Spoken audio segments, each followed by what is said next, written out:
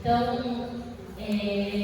eu me sinto muito lisonjeada mesmo, é uma alegria estar aqui com os irmãos e rogo para que o Senhor fale profundamente aos nossos corações. Amém? Abra suas Bíblias em Tito 1. As irmãs que estiveram aqui na sexta-feira já estão bem treinadas quanto a esse texto de Tito 2. Eu ia ficar presa a uma parte de Tito 2, mas o Senhor direcionou meu coração para que a gente pudesse ampliar a nossa leitura. Então, peço que os irmãos tenham um pouquinho de paciência. Será necessário que a gente leia o capítulo 1 e o capítulo 2 inteiro para entender profundamente o que está acontecendo naquela igreja, as questões problemáticas que a igreja de Creta tinha e os conselhos de Paulo para aquela igreja. Então, é uma leitura um pouco extensa, mas eu sei que o Senhor tem muito a falar nos nossos corações. Vamos orar primeiro? Baixe sua cabeça, feche seus olhos. Pai, nós te agradecemos por este dia, te agradecemos por estarmos aqui todos juntos, reunidos como igreja, para cultuar o Senhor, para rendermos honras e glórias a Ti, como igreja local, como corpo de Cristo vivo. Te agradecemos, ó Pai, porque temos liberdade religiosa nesse país. Te agradecemos, ó Deus, porque a Tua palavra pode ser ministrada facilmente ao nosso coração. E o que eu mais rogo, ó Deus, é para que o Senhor fale aos meus irmãos tudo aquilo que o Senhor vai falando comigo. Que eu seja somente um instrumento das Tuas mãos, Pai, que toda a honra e toda a glória seja dada ao Teu nome. Essa é a minha oração e peço também que os nossos corações sejam terra fértil para receber a Tua preciosa semente e que essa terra fértil possa gerar frutos. Em nome de Jesus, amém. Olha, gente, esses meninos aqui, o Fred e o Jonathan estavam ontem lá na casa do pastor. Muito feliz de ter vocês aqui. Deus abençoe, muito bom mesmo ter esses meninos, né, aqui na igreja para ouvir a palavra do Senhor, para entender o que o Senhor vai falar conosco. Amém, irmãos? Tito 1.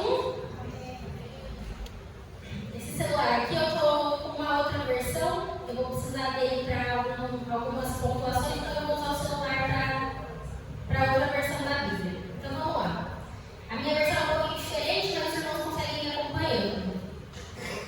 Eu, Paulo, escravo de Cristo e apóstolo de Jesus Cristo, escrevo esta carta. Fui enviado para fortalecer a fé daqueles que Deus escolheu e para ensinar-lhes a verdade que mostra como viver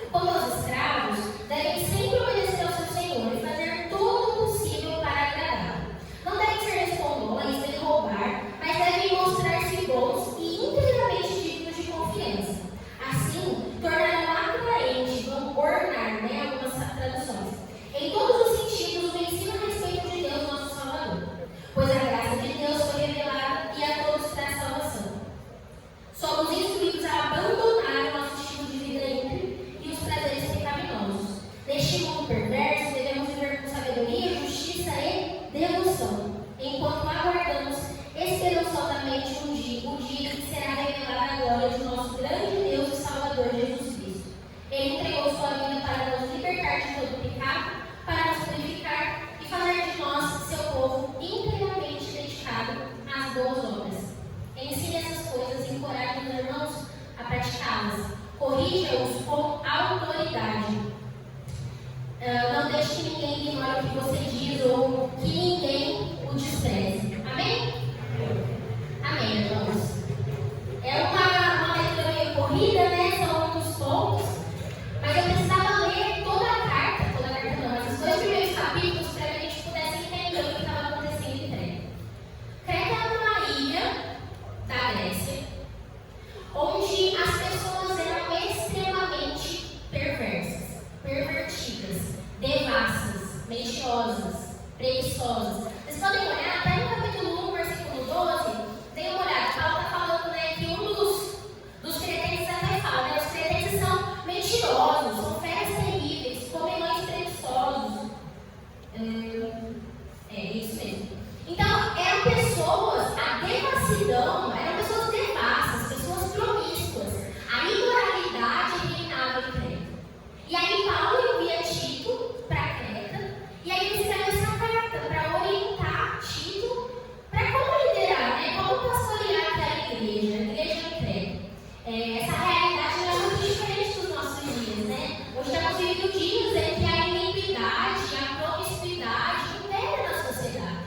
As pessoas são promíscuas, elas são pervertidas, elas amam os prazeres da carne, os prazeres desse mundo. E esse era o contexto de Creta. Não era uma localização tranquila, onde as pessoas eram super adeptas ao Evangelho. Não. Elas tinham péssimas práticas. E é nesse contexto de imoralidade, né, de perversão, que Tito está. E aí vocês podem observar, no capítulo 1, versículo 16, que existe um problema grave na igreja de Tito, da igreja de Creta. Qual era o problema? As pessoas afirmavam que conheciam a Deus, mas o modo como elas viviam não condizia com o Evangelho. Então a igreja de Creta, a igreja onde Tito estava, ela era formada por pessoas que professavam a fé, mas negavam a Jesus com a forma como elas viviam. E isso é um alerta para nós. Quem aqui acha que dá para falar que crê em Jesus, mas vive de forma contrária ao Evangelho, sabe que isso é uma mentira. É impossível. Fé e comportamento andam juntos. Não dá para separar. Não dá para eu achar que eu consigo falar de Jesus e achar que eu conheço Jesus e pregar de Jesus, se o meu modo de vida é totalmente contrário ao que Jesus manda, ao que Jesus prega, ao que a palavra de Deus fala. Então, a igreja de Creta, ela tinha esse problema de comportamento mesmo. As pessoas achavam que dava para separar. Dava para eu viver uma coisa e pregar outra. O que eu falo não tem nada a ver com o que eu faço. E esse também é um problema nas nossas igrejas hoje em dia. As pessoas acham que dá para viver uma vida dentro da igreja e uma vida fora da igreja. Dá para eu me comportar de uma forma no meu trabalho e dá para eu me comportar de uma forma dentro da igreja. Dá para eu ter um tipo de assunto com os meus amigos no mundo e um tipo de assunto com os meus amigos da igreja. Mas o que Paulo está falando? Quando você faz isso, você mostra que você não tem fé em Jesus. Você nega Jesus nas suas atitudes. Então, primeiro ponto, comportamento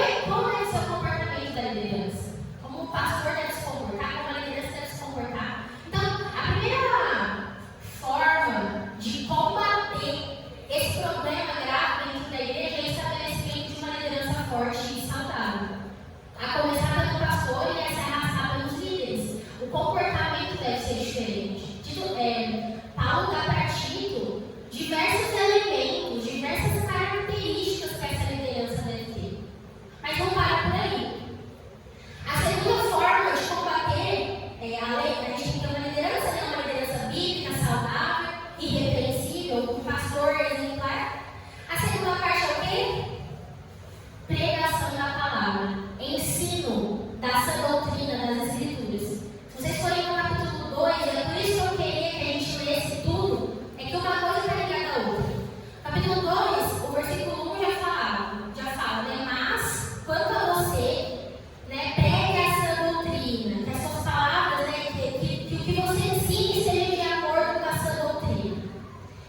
E aí, esse mas, se vocês observarem, ele está falando de como, um pouquinho antes, né, de como os falsos profetas, os falsos mestres estavam fazendo.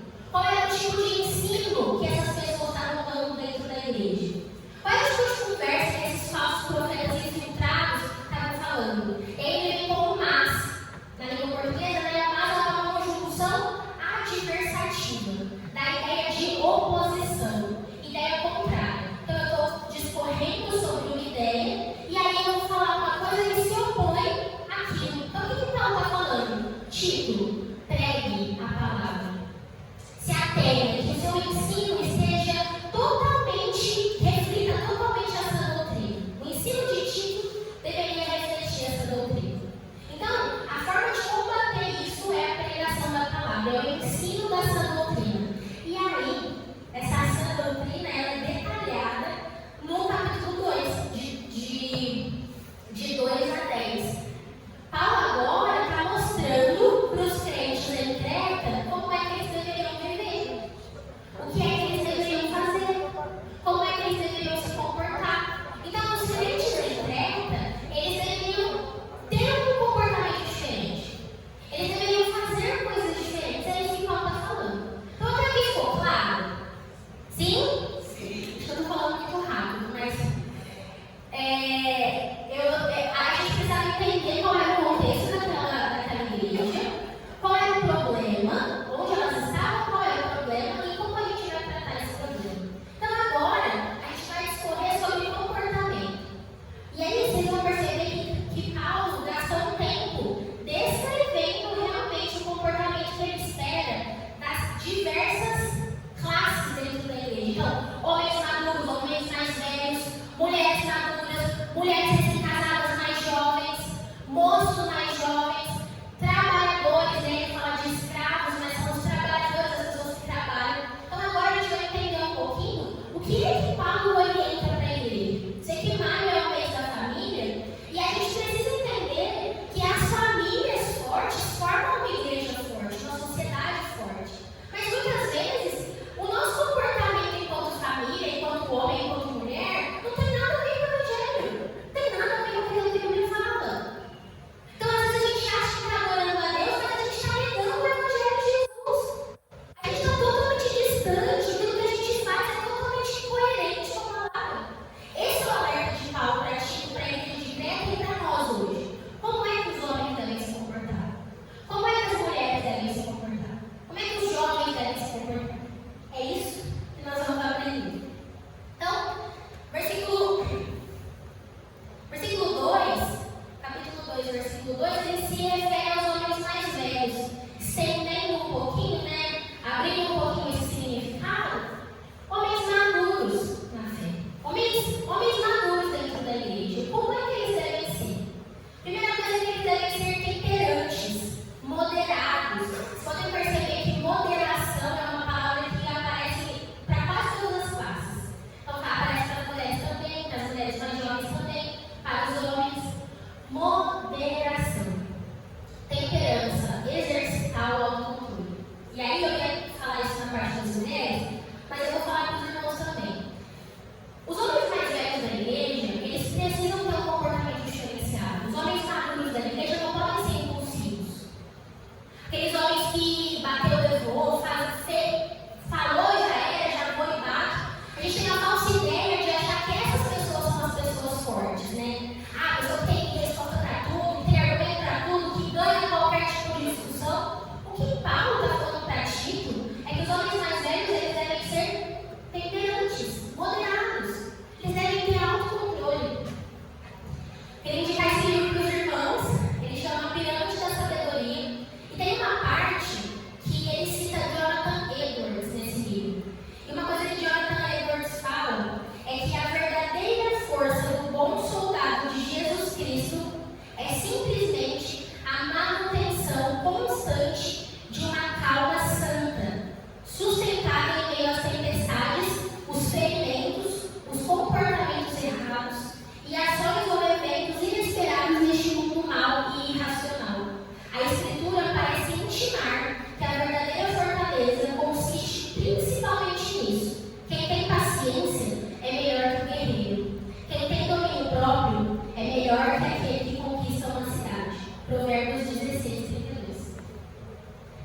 Esse deve ser o comportamento dos homens maduros dentro da igreja.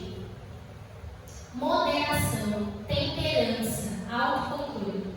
E ele continua: eles devem ser respeitáveis, dignos de respeito. O comportamento deve ser inquestionável. Então, muitas vezes, dentro da igreja, os homens maduros, ao invés de dar exemplo, eles são mau exemplo. Ao invés dos mais jovens terem que imitar o comportamento deles, eles têm que fazer o contrário. E aí, o que Paulo está falando para ti, porque esse é o problema da igreja de Creta, é: sejam respeitáveis. Homens dignos de respeito, homens que têm um comportamento inquestionável. Ele fala também sobre homens prudentes, sensatos, cautelosos. Então, dependendo da versão, eles devem ser homens sábios. Sabe, sensatez, homens que sabem aconselhar, que sabem tomar decisões corretas. São os homens maduros. É assim que os homens dentro da igreja devem se comportar. Então, sensatos. Pessoas assim, sabe, que dá gosto de ouvir, dá gosto de pedir conselho. Porque são homens que vão aconselhar com sensatez, são homens prudentes, cautelosos. Não é homem que fala que dá na vida. E aí, eu queria gastar um tempinho com os irmãos, porque ele fala sobre fé. Eles devem ser sadios na fé, terem uma fé sólida. E esse é um problema muito sério na igreja de hoje. Por que eu estou falando isso? Porque nós vivemos em um mundo onde a masculinidade está sendo fragilizada. Nós vivemos em um mundo em que ser homem é ruim. Ser homem bíblico é ruim. Então, às vezes eu vi um vídeo esses dias que o cara estava pedindo perdão por ser homem. Tipo, ai, gente. E é isso que está acontecendo. Os homens, eles têm vergonha de serem homens, eles estão tristes por serem homens. E não é isso que a Escritura fala. E intencionalmente, pode ver, quando Paulo vai começar a descrever os comportamentos, ele já chama a responsabilidade dos homens. O primeiro grupo de irmãos citado no capítulo 2 são os homens, chamando os homens para essa responsabilidade. E aí, essa questão de sadios na fé, irmãos, é muito triste ver homens mais velhos, irmãos mais velhos, irmãos maduros, que deveriam realmente ter maturidade, não tem maturidade na palavra. Não é sadio na fé, não sabe se está um versículo de fora. Homem que não sabe defender aquilo que a gente crê. Homem que não sabe nada sobre doutrina, que não sabe nada sobre comportamento, que não sabe liderar bem o lar, homens omissos. Eu falo isso com tristeza, porque é isso que a gente vê. E o que Paulo está falando é que os homens mais velhos, os homens maduros dentro da igreja, eles deveriam ser exemplo na fé. Ter uma fé sadia, uma fé sólida, homens que sabem o que creem, homens que sabem o que defendem. Não, eu não sei se essa é a realidade da igreja do São Simeone, mas em algumas igrejas eu vejo que os homens participam das coisas. Tem reunião de oração na igreja, os homens não estão. Tem reunião de estudo bíblico, os homens não estão. Tem escola bíblica e os homens não estão.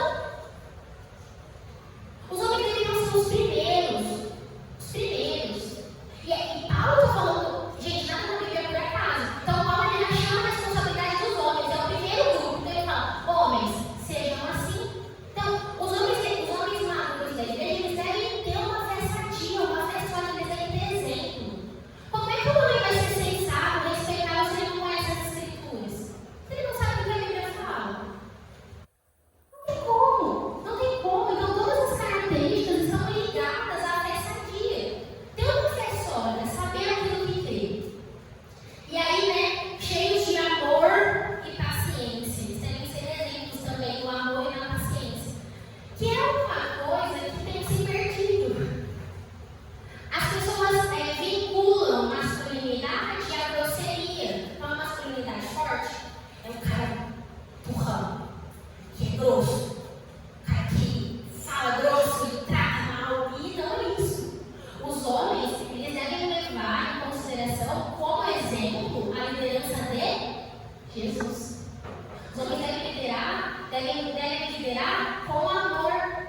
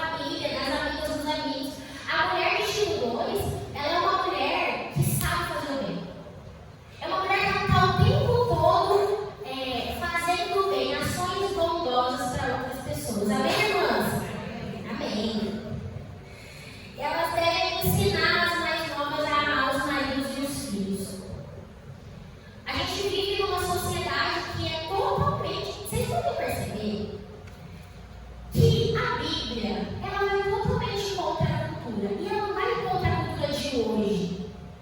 Pensa, Paulo estava falando que as mulheres deveriam amar os maridos, olha quantos anos atrás. Sei lá, mais de uns 2.000 anos atrás, né? Um pouco menos de 2.000, porque depois de Jesus. Mas olha quanto tempo atrás Paulo já tinha isso, não. Você tem que amar seus maridos, você tem que amar seus filhos. Então, isso não é um problema da nossa sociedade, de 2022, 2023, né?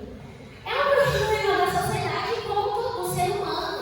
O nosso coração, ele é pecaminoso. Ontem Pedro Paulo falou sabiamente, foi um estudo maravilhoso. Inclusive, abrindo um parênteses, esses estudos são sempre abertos para a igreja toda. E é muito triste que muitas vezes a maioria são jovens. E a igreja toda deveria participar. Esses encontros, eles falam de doutrina, irmãos. Sobre como a gente... Ontem foi doutrinas básicas sobre salvação. E Pedro Paulo abordou super bem os conceitos sobre salvação. Então, a gente tem que participar, a gente tem que estar sempre ali para ir, né, aprendendo. Então, a pregação do Evangelho, a doutrina, ela é contracultural mesmo. Ela vai totalmente contra aquilo que a palavra fala. Não ache que algum dia a gente teve uma sociedade que estava lado a lado com a Bíblia. Não estava, porque a gente é pecador, nosso coração é corrompido, pecaminoso. Então, Paulo está falando, instrua as mais novas a amar os maridos e os filhos. Hoje a gente vê uma sociedade que detesta homem, detesta marido, odeia filhos. Vi na internet, comentei com as irmãs. Eu vi uma moça falando, eu odeio ser mãe. Se eu pudesse voltar atrás, eu não teria tido minha filha. A pessoa tem coragem de falar isso na internet. Que odeia os filhos, que odeia a filha, que odeia ser mãe. É isso que a sociedade está pregando. E cada vez mais mulheres estão rejeitando e odiando a maternidade por isso. E o que a Bíblia fala? Amem os seus maridos, amem os seus filhos, amem. As mulheres da igreja, elas devem ser conhecidas pelo amor à família delas, ao amor à igreja. Então, amar os maridos, amar os filhos, tratá-los com amor, com bondade. Quantas vezes, irmãs, eu falo isso com muita tristeza, a gente trata melhor as pessoas de fora do que as pessoas de dentro. Se fosse tratar um fulano, eu falaria com tranquilidade, mas como eu nadava, eu já dou uma patada, já falo de qualquer jeito. Não é isso que a mulher tipo 2 faz. A mulher tipo 2, ela tem que ser polida, ela tem que ser amorosa. Amorosa com o esposo, amorosa com os filhos, cuidadosa. Ela deve ser sensatas, né? A sensatez está muito relacionada à moderação, aquilo que eu falei, né? Dos homens. Moderadas, ter autocontrole. Comentei com o Jonathan Edwards. Puras.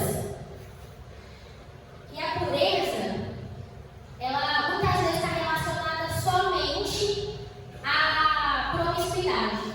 Então a gente pensa só em coisas sexuais.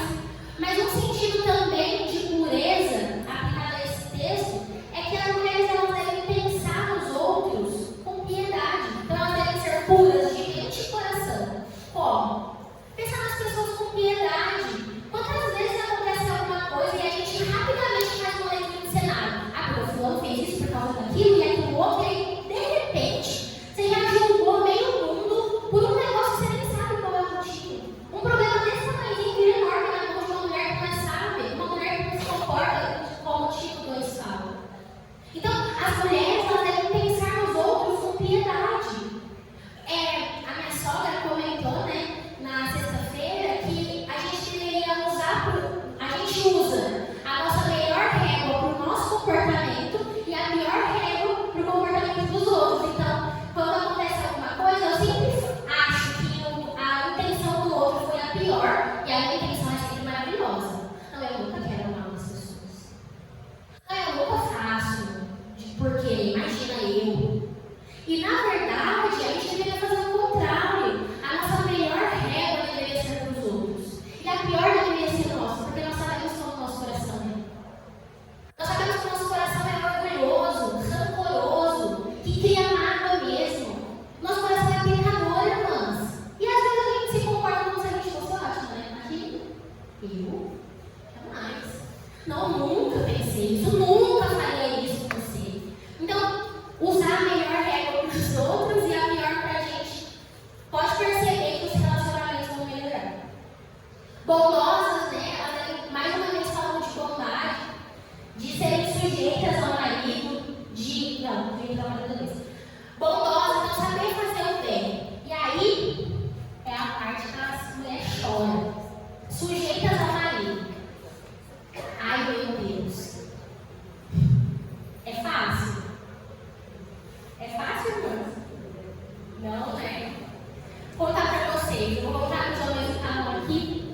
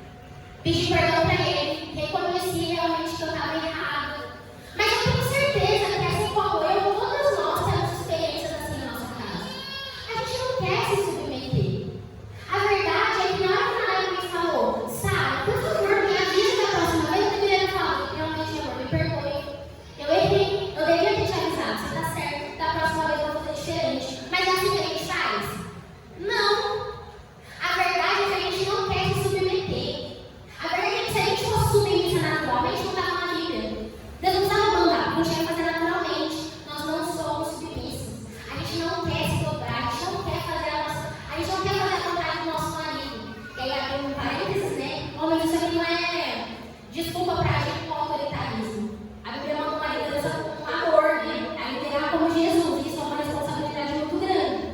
Mas nós devemos ser submissos. Nós devemos. E ser submissa, eu sei que o termo também dá a ideia de submissão, de estarmos debaixo da mesma missão e caminharmos juntos, mas ser submissa também é a última palavra da Bíblia. Infelizmente, gente. A Bíblia que manda. Se fosse eu tivesse mandado, talvez eu teria mandado algumas coisas, mas é a Bíblia que manda, é Deus que manda. Nós temos que nos submeter. A gente tem que entender que a última palavra é o homem, não tem que fazer. A Bíblia manda. Aí os homens realmente se sacrificam, os homens, eles fazem a vontade da esposa, mas quando o que ele quiser fazer não for da sua vontade, se você quiser remar para o outro lado, minha irmã, sinto lhe informar, é a vontade dele que tem que prevalecer. Ele vai sofrer as consequências de fazer errado. A família vai sofrer, mas a última palavra é do homem. Amém? E a última coisa, né? Boas donas de casa que eu pulei. Irmãs, boas donas de casa. Acabando. O que a Bíblia fala? Boas donas de casa. Não basta ser só dona de casa, tem que ser boa. Essa conversa de que, eu não cozinho, se meu marido quiser ir cozinhar, é pecado, tá? Eu não limpo não, se meu marido quiser ir limpa, é pecado. Algumas coisas na nossa vida como mulher são opcionais. Fazer faculdade, por exemplo, a Bíblia não ordena que as mulheres têm que fazer faculdade, faz se quiser. Não é? A Bíblia não ordena que a mulher tem que viajar. Quer viajar para outro país. Ordena ou não ordena? Não, faz se quiser. Mas a Bíblia ordena que seja boa dona de casa. Ser boa dona de casa não é opcional, é obrigatório. E aí abrindo um parênteses de novo. Existem recém-casadas, eu sou uma recém-casada. Tem muita coisa que eu ainda não sei fazer com excelência, com maestria. Minha irmã, se você só sabe fazer macarrão, faça o melhor macarrão que o seu esposo e a sua família possa comer. Se você sabe fazer arroz e ovo, faça o melhor arroz com ovo que a sua família possa comer. Mas não venha com essa conversa de que eu não sou boa, então eu não faço. Não é isso que a Bíblia fala. Boas donas de casa, boas. Nossa casa tem que ser bem cuidada por nós. É nossa responsabilidade. E a Bíblia está mandando. Não tem o que fazer. Sai, eu não gosto. Tem um monte de coisa que a gente faz na vida que a gente gosta mesmo. E aí, né? Paciência. E qual é a motivação? Por que é que nós temos que ser mulheres dessa maneira? Vai lá para o versículo 5. Para que a palavra de Deus não seja envergonhada. Quando nós não temos mulheres virtuosas dentro da igreja, a palavra de Deus é envergonhada, difamada. Existe uma responsabilidade muito grande dos nossos ombros, de todos nós. Mas o que Paulo está falando sejam assim, para que a palavra de Deus não seja difamada, para que a palavra de Deus não seja envergonhada. É muita responsabilidade. Amém ou não amém? É difícil, né? Mas é a Bíblia, gente, tem que fazer. Homens mais jovens, versículo 6, como eles devem ser? Em todas as coisas sejam criteriosos, vivam com sabedoria, moderados. Mais uma vez, Paulo está falando sobre moderação. Os homens mais jovens, às vezes, são impulsivos, né? Tomam um monte de decisão, faz o que dá na cabeça, namora com uma, namora com outra, e não sabe o que fazer. Tem que ser moderado, tem que ter autocontrole, tem que viver com sabedoria. Amém? Versículo 7 e versículo 8, Paulo está chamando Tito para a responsabilidade. Versículo 7 e versículo 8, ele está falando: Tito, sirva de bom exemplo para esses rapazes, para esses garotos. E aí esse bom exemplo não é só para eles ser um bom exemplo e os mais jovens, né, os rapazes mais jovens ficarem só olhando. Não, eles devem imitar. Sirva de bom exemplo. Os rapazes têm que olhar, né, os mais jovens, para o exemplo de Tito e serem assim. E aí qual que é o comportamento? Ele tem que ser um bom exemplo na prática das boas obras. Então os moços mais jovens também têm que ter prática de boas obras. Não é só sentar na igreja como sobre isso que a igreja pode oferecer em embora. Ajudar a família, ajudar em casa, ajudar os pais, ajudar a família, ajudar a igreja. O que mais? Eles têm que. Tito fala sobre o ensino de integridade, né? Tem que ser reverente. E aí, a linguagem. Linguagem sã e irrepreensível. Como é a linguagem dos moços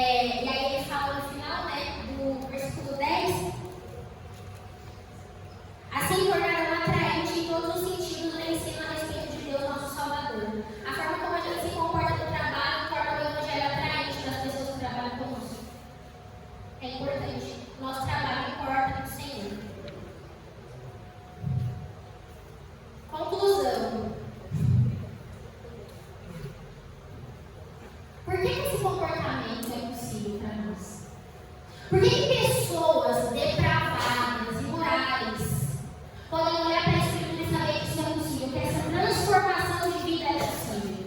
Como?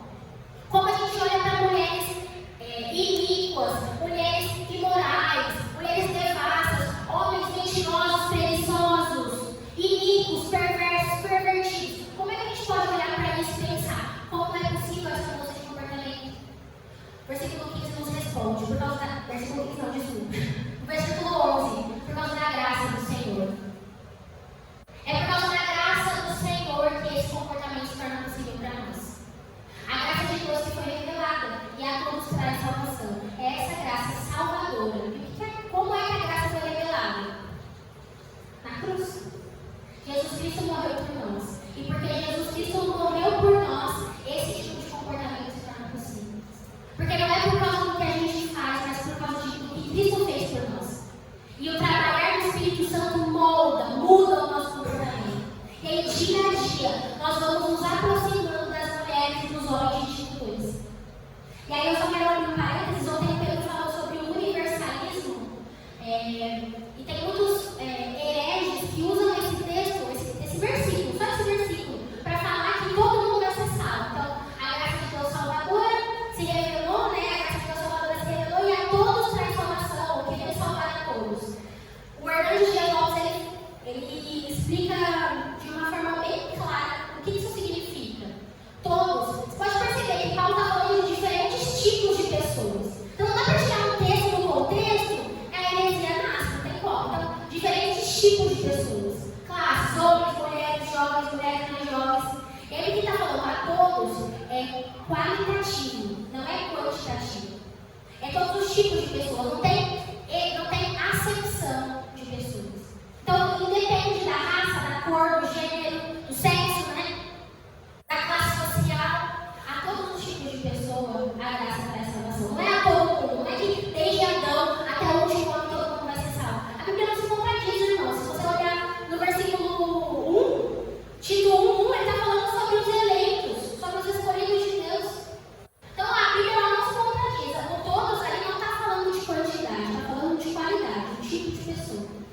E aí, no fim, para terminar mesmo, de fato, versículo 15 está falando que Tito deve ensinar essas coisas, encorajar os irmãos, corrigi-los, né, com autoridade, repreenda-os, exorte com toda autoridade e que ninguém despreze você. O pastor da nossa igreja, os pastores, a liderança da nossa igreja tem total autoridade para nos repreender e nos corrigir. Nós não devemos desprezar esse ensino. Tem muita gente que é corrigida, que é exortada na palavra, que fica de biquinho, que fica tristinho. Ah, não quero mais na igreja, o pastor pega no meu pé. Gente, vamos crescer. Sabe, a maturidade cristã, ela vem da exortação, do crescimento espiritual e de não desprezar a palavra do pastor. Ontem eu dei um exemplo aqui no jovem, né? O pastor estava comentando um negócio lá, e falou, Pedro, ele usou umas palavras em grego e tal. E eu sei que muitos jovens pensaram, que saco. Aí o pastor está falando de novo. Ai, meu Deus, ai, não vai te falar. E aí depois eu estou na Bíblia dele. E exatamente o comentário que o pastor Carlos fez, o jovem foi o que o Russell Shedd escreveu no comentário bíblico. Exatamente o mesmo. Exatamente a mesma ideia. Que é uma ideia que não é muito divulgada, não é muito propagada, que é mais no ramo teológico, eu entendo, mas era a mesma ideia. E aí, como é o Russell Shedd está falando, a gente tem a credibilidade, né? Se o pastor Carlos falar, a gente está falando para nós, a gente não pode desprezar a palavra do Senhor e a exortação vinda do pastor, dos pastores e dos líderes. Por fim, eu queria indicar esse livro para as irmãs. Eu falei do Vislumbres da Graça.